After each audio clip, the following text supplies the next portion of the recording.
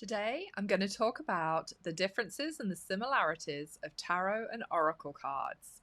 I do teach tarot classes, so message me to get on the wait list for those.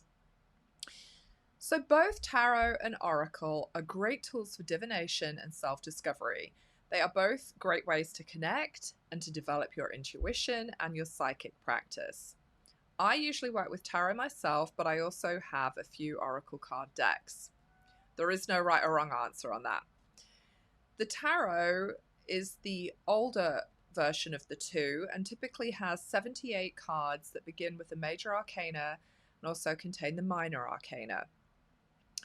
The major arcana has 22 cards and deals with the larger life issues and the big themes.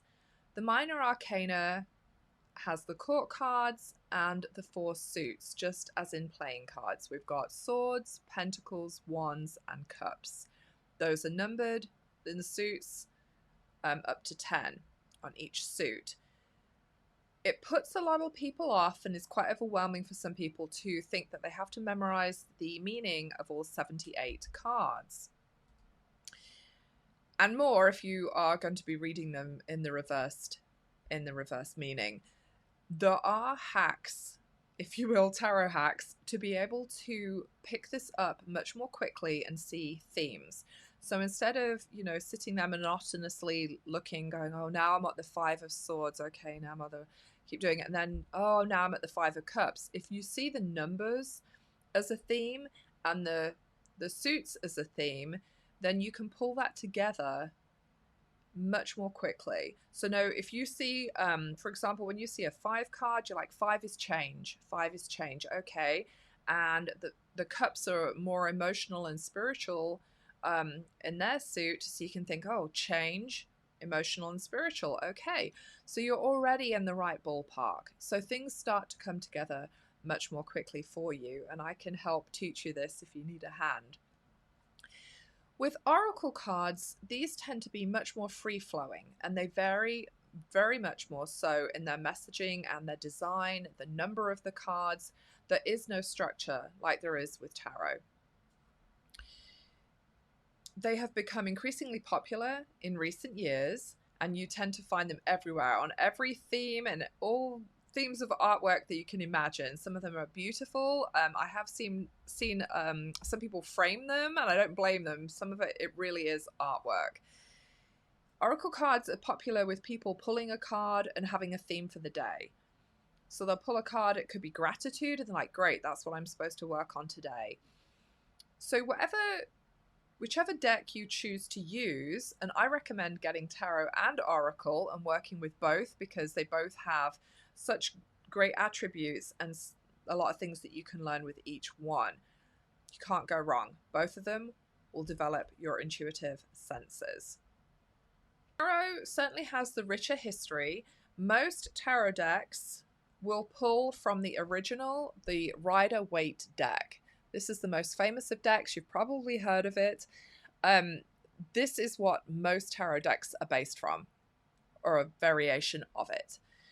And even today, after all these years of using the tarot, the Rider-Waite deck, I will still look at the cards sometimes and be like, I have never noticed that on the card in the artwork.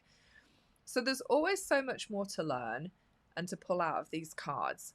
The oracle cards tend to be a little bit more straightforward, and some have the meanings written on the card of what it's expressing. For example, this is a card from the Starseed Oracle, and it says on the front, baby steps. So when you pull this, you know what you're working with, right? It tells you. So that is the difference between the two. They both have value. They can both be used to get clarity around a situation that you're dealing with. Ask the cards a question. See what you pick up from the cards, see what you pick up from the artwork, see what jumps out at you, and then see what your intuition has to say about it. They both will have a variety of symbols and imagery to help you to dig into that. Both these decks can be perfect for beginners and perfect for those who've been doing it for longer. There is no order that you need to do this in. Go with whichever you feel guided to use. So the oracle cards, as I said, tend to be more free-flowing, and the tarot, they are something that you are going to have to learn a little bit more about, because it's not going to have it written on the front for you. But the structure can give you some really great readings. The oracle cards tend to be perfect too for people who have fear around tarot decks and what they may have grown up believing about tarot decks, and they may be looking for more gentle imagery. So if that is you, go with the oracle cards and experience that in a more gentle way. I will say I don't believe there's anything evil about the tarot. It's just a deck of cards at the end of the day. Tarot is part of a much older tradition of divination, and oracle cards are more modern and perhaps more socially acceptable. It's not unusual for a therapist sometimes to let you pull an oracle card and talk about that in your session, or use it as a form of self-affirmation. A lot of the times the cards can be used for that. So how to get started with choosing your card deck. Choose a deck that speaks to you. There is apparently a superstition that you have to be gifted a tarot deck. I hadn't heard that until recently, and I'm great. If someone gives you a deck, fantastic, or just go and buy your own. I don't think it matters at all. When you go to a shop, the card decks will be shrink wrapped. You won't be able to get to take the cards out and look at them and look at the artwork, which is fair enough because they can't have everyone handling all those cards.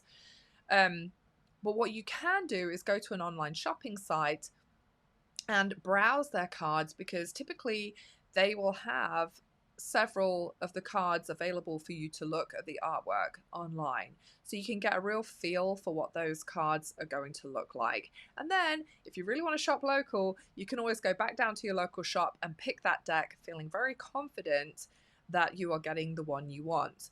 Now this can backfire on you, because I did that and I ordered a tarot deck which looked beautiful with a big nature theme, until I got it and the sword suit was represented by snakes, which I did not see online, and I had to give that deck away because I don't want to work with that one. But let your intuition guide you to the right deck for you, and you'll tend to find that you have several, and you'll pull one out depending on which you want to work with that day.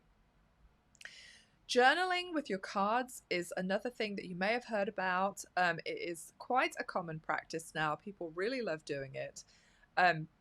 They pull a card, in the morning or something to get their theme for the day, or they'll ask a question to the cards and pull 1 to 3 cards, a quick card pull, and write down what they're getting with that and seeing how that impacts their day, their answers that they were looking for, and then you can come back to it at the end of the day and journal and see what you got with that.